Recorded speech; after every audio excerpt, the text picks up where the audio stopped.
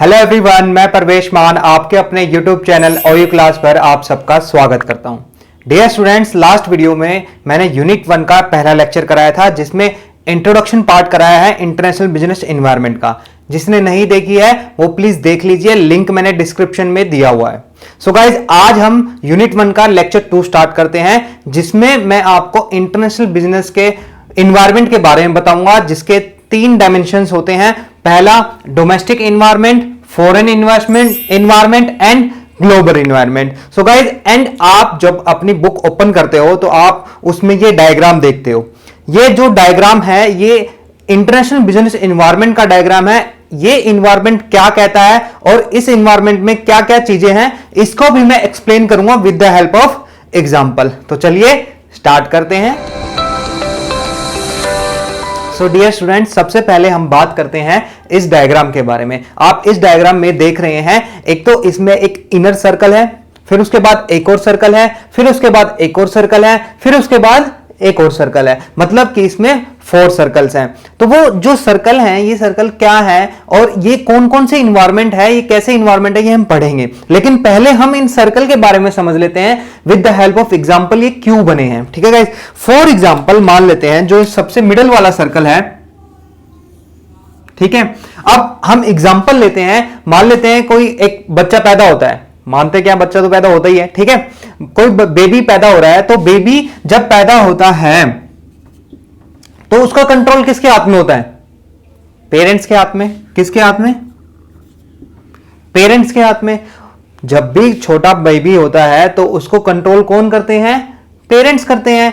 ऐसे ही जब वो बेबी ग्रो होता है, ठीक है, वो ग्रो होता है, वो अपनी नेक्स्ट स्टेज में जाता है तो एक बड़ा सर्कल बनता है।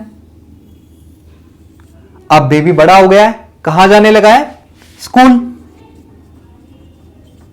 अब बेबी स्कूल जाएगा तो क्या पेरेंट्स बेबी को फुल कंट्रोल कर पाएंगे?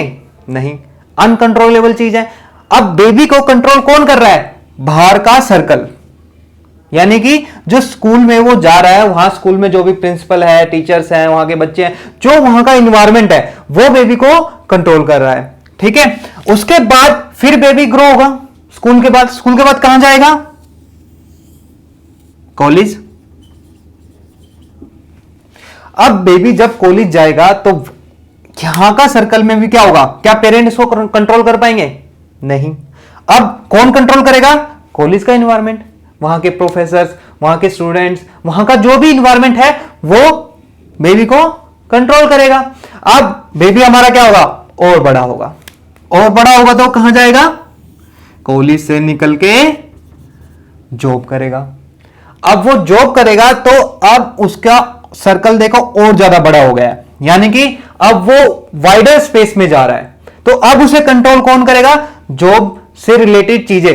जॉब से रिलेटेड चीजें मतलब वो बाहर जा रहा है, बाहर दिल्ली में जा रहा है, ठीक है, या दूसरे स्टेट में जा रहा है, या किसी और स्टेट में जा रहा है, किसी और कंट्री में जा रहा है। तो वहां पर क्या होगा कि टोटल बहुत सारा स्पेस उसे मिलेगा और बहुत सारी चीजें उसको कंट्रोल करेंगी। ठीक है गाइस, अब हम इस डायग्राम को समझते हैं कि ये डायग्राम जो हमारा इंटरनेशनल बिजनेस का डायग्राम है उससे कैसे रिलेट करता है। अब गाइस, जो हमारा इंटरनेशनल बिजनेस का एनवायरनमेंट का डायग्राम है उसमें सबसे पहला सर्कल क्या है? क्या है? सबसे पहला सर्कल है आपका जो भी हमारे इंटरनेशनल बिजनेस डिसीजन होते हैं, लाइक प्रोडक्शन से रिलेटेड डिसीजन होते हैं। 4 डिसीजंस है जो दिए हुए हैं इसमें, वो सारे डिसीजंस हमारे क्या होते हैं? कंट्रोलेबल होते हैं। अब सिंपल सी बात है, मुझे क्या बनाना है, क्या बेचना है, कैसे उसकी मार्केटिंग करनी है, उसको कौन कंट्रोल कर रहा है? कंपनी कर रही है, मतलब पेरेंट्स कर रहे हैं। ठीक है, अब जैसे ही ये हमारा काम होगा हम कहां जाएंगे? दूसरे सर्कल में जाएंगे। दूसरा सर्कल मतलब कि डोमेस्टिक सर्कल। अब डोमेस्टिक सर्कल में हमारे अलग इन्वायरमेंट आ जाएंगे। डोमेस्टिक इन्वायरमेंट मतलब ऐसा इन्वायरमेंट जो हमारा घरेलू इन्वायरमेंट होता है, यानी कि जैसे कि हम काम कर रहे हैं, कहां कर रहे हैं? इंडिया में काम कर रहे हैं। ठीक है, तो इंडिया का जो इन्वायरमेंट हो गया वो हमारा क्या हो गया? डोमेस्टिक इन्वायरमेंट हो गया। ठीक है, अब उस बिजनेस को जो कंट्रोल होगा वो कंट्रोल पेरेंट्स के पास नहीं होगा, यानी कि कंपनी के पास नहीं होगा। अब वहां पर डोमेस्टिक में उसका कंट्रोल वाइडर हो जाएगा, वो अनकंट्रोलेबल हो जाएंगे, उसको हम उसमें ऐसे तत्व आ जाएंगे, उसमें ऐसे फैक्टर्स आ जाएंगे जिनको हम अपनी तरफ से कंट्रोल नहीं कर सकते। ठीक है गाइस, वो कौन कौन से है वो हम पढ़ेंगे बाद में, पहले हम डायग्राम समझ लेते हैं।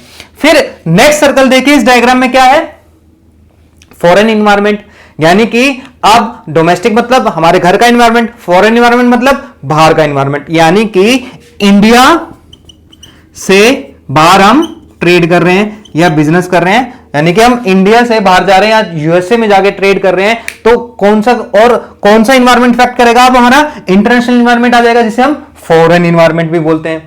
ठीक है गाइस, अब फॉरेन इन्वायरमेंट में अब जो हम डोमेस्टिक में देख रहे थे भाई, अब यूएसए का इन्वायरमेंट अलग होगा, वहां के रूल्स एंड रेगुलेशन अलग होंगे, तो वहां का इन्वायरमेंट अलग हो जाएगा। इसके जो भी हमारे तत्व हैं, जो भी फैक्टर्स हैं, उनको हम बाद में पढ़ेंगे। नेक्स्ट हमारा सर्कल कौन सा है डायग्राम में, ग्लोबल इन्वायरमेंट, यानी कि अब ग्लोबल इन्वायरमेंट मतलब फॉरेन इन्वायरमेंट में हम तो बात कर रहे थे दो कंट्री के बीच में, ग्लोबल इन्वायरमेंट और भी कंट्री हो सकती हैं, रशिया, चाइना एंड जापान, मतलब ग्लोबल मतलब इस इन्वायरमेंट में ऐसे फैक्टर्स आएंगे जो एक कंट्री को नहीं बल्कि पूरे जितनी भी कंट्रीज होती हैं उनसे इफेक्टेड जो कंट्रीज होती हैं उनको इफेक्ट करेगा। ठीक है, अब ये कैसे इफेक्ट करेगा और ये फैक्टर्स क्या होते हैं, हम इनके बारे में अब एक एक करके समझते हैं। आज की वीडियो में हम सिर्फ डोमेस्टिक इन्वायरमेंट के बारे में पढ़ेंगे, बाकी के हम नेक्स्ट वीडियो में पढ़ेंगे। ठीक है गाइस, तो चलिए स्टार्ट करते हैं डोमेस्टिक इन्वायरमेंट से। So dear students, let's discuss about domestic environment. First of all, we need to know what is domestic environment.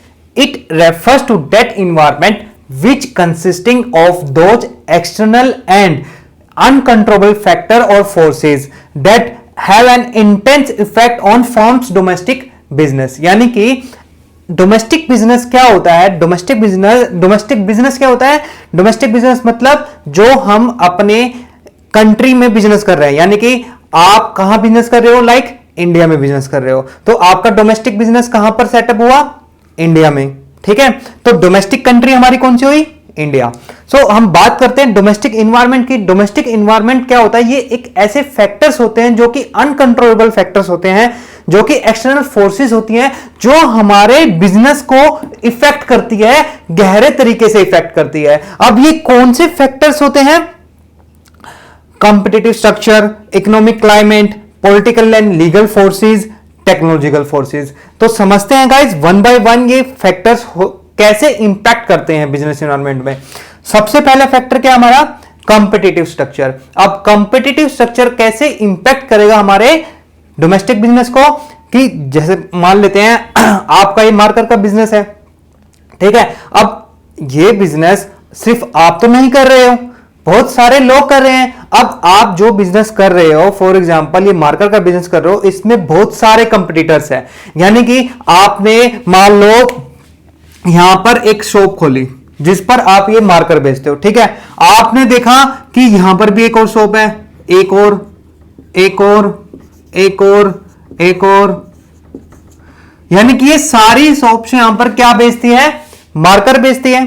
तो सारी की सारी दुकान यहां पर जो मार्कर बेच रही है वो क्या हो गए, आपके कंपटीटर हो गए। अब इतना सारा कंपटीशन अगर आपके प्रोडक्ट में होगा तो वो आपके बिजनेस को इंपैक्ट करेगा। अब हो सकता है कि ये वाला बिजनेस जो मैन है इसका मार्कर ज्यादा बिकता हो, इसका बिकता ही ना हो, इसका कम बिकता हो, इसका ज्यादा बिकता हो, इससे भी, ठीक है, हो सकता है इनका भी ज्यादा बिकता हो, कम बिकता हो या बिल्कुल ना बिकता हो, लेकिन क्या है, कंपटीशन बहुत ज्यादा है। तो हमें ऐसा प्रोडक्ट देखना है जिसमें कंपटीशन लो, ताकि हम अपने प्रोडक्ट को बूस्ट कर सके, अपने प्रोडक्ट की सेल को बढ़ा सके। गाइज ये फैक्टर हमें इन्फ्लुएंस ये भी करते हैं कि हम अपने बिजनेस को इंटरनेशनल बिजनेस में कन्वर्ट कर ले। कैसे, कॉम्पिटिटिव स्ट्रक्चर को कैसे इंपैक्ट करता है, जैसे इतने सारे बिजनेस अगर हो गए, इतने सारे अगर शॉप्स होगी तो आपका कंपटीशन ज्यादा है, तो आप ऐसी कंट्री देखोगे जहां पर मार्कर का कंपटीशन क्या हो, कम हो, वहां पर मार्कर कम लोग बनाते हो, या हो सकता है ऐसी कोई कंट्री हो जहां पर मार्कर बिकता ही ना हो, आप वहां पर जाकर अपना मार्कर बेच सकते हो। नेक्स्ट आपका इकोनॉमिक क्लाइमेट। इकोनॉमिक क्लाइमेट मतलब कि जो भी प्रोडक्ट आप बना रहे हो उसकी डिमांड कैसी है, उसकी डिमांड हाई है, उसकी डिमांड लो है, उसकी डिमांड है ही नहीं, ठीक है, या फिर परचेजिंग पावर से, यानी कि कस्टमर आपके प्रोडक्ट को खरीदना चाहता है या नहीं, या खरीदने के लिए समर्थ है या नहीं। मतलब कि कस्टमर मान लो 100 रुपए इनकम है, अब कस्टमर की अगर 100 रुपए इनकम है तो वो उस इनकम में से 50 रुपए अपनी सेव करेगा, 50 रुपए खर्च करेगा, मान लेते हैं, ठीक है। अब जो वो 50 रुपए खर्च कर रहा है, अगर आप इस मार्कर की वैल्यू 50 रुपए रख दोगे तो क्या वो आपके इस मार्कर को खरीद पाएगा? नहीं खरीद पाएगा। सारा ही खर्चा अगर वो आपके मार्कर में कर देगा तो वो अदर एक्सपेंसेस कैसे करेगा? तो हमें, ये तो एक एग्जांपल था गाइस, तो हमें ये समझना है कि कस्टमर किस प्रोडक्ट को खरीद सकता है, कहां पर किस प्रोडक्ट की ज्यादा डिमांड है, ठीक है। नेक्स्ट है पॉलिटिकल एंड लीगल फोर्सेस। पहले बात करते हैं पॉलिटिकल फोर्सेस, मतलब कि गवर्नमेंट की पॉलिसीज हैं, गवर्नमेंट की टैक्स पॉलिसीज है, या गवर्नमेंट ने कोई पॉलिसीज निकाल दिया टैक्स। फॉर एग्जांपल अभी जीएसटी आया था, ठीक है, जीएसटी आने से क्या हुआ, टैक्सेस चेंज हो गया, इससे काफी बिजनेसेस को इंपैक्ट पड़ा। अब जीएसटी हर किसी को समझ में तो आता नहीं, जीएसटी में क्या करना होता है क्या नहीं करना होता। जीएसटी से पहले क्या था, वैट था, वैट से सब फेमिलियर थे, सब जानते थे कि वैट का प्रोसेस क्या है। जीएसटी एकदम नया प्रोसेस आया, तो ये फोर्सेस इंपैक्ट कर रहे हैं किसको, हमारे डोमेस्टिक बिजनेस को।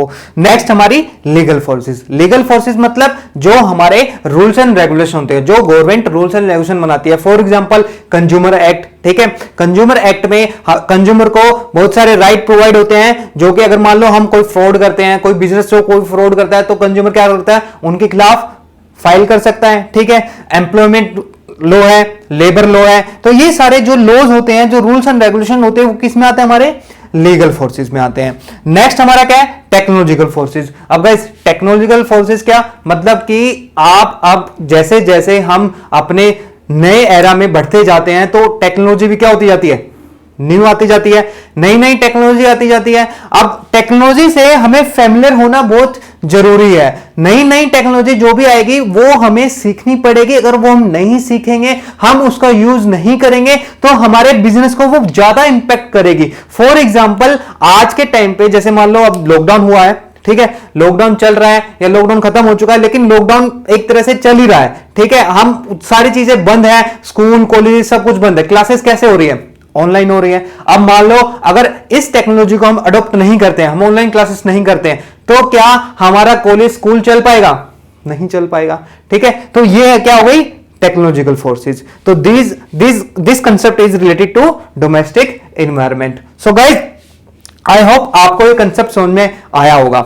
अगर फिर भी आपके कोई डाउट है या आपके कोई क्वेश्चन है तो आप कमेंट सेक्शन में लिखकर हमें बता सकते हैं। फ्रेंड्स, अगर आपको ये वीडियो अच्छी लगी है तो प्लीज इस वीडियो को लाइक कीजिए एंड अपने दोस्तों के साथ ज्यादा से ज्यादा शेयर कीजिए एंड मेरे चैनल ऑडियो क्लास को सब्सक्राइब कीजिए ताकि आप ऐसी और वीडियोस को भी देख सके। एंड गाइस, अगर आपको लगता है कि आपको कोई कंसेप्ट समझ में नहीं आता तो आप हमें कमेंट सेक्शन में लिखकर बता सकते हैं। हम कोशिश करेंगे कि उस कंसेप्ट के बारे में भी वीडियो जल्दी से जल्दी बना सके। So guys, bye bye, take care.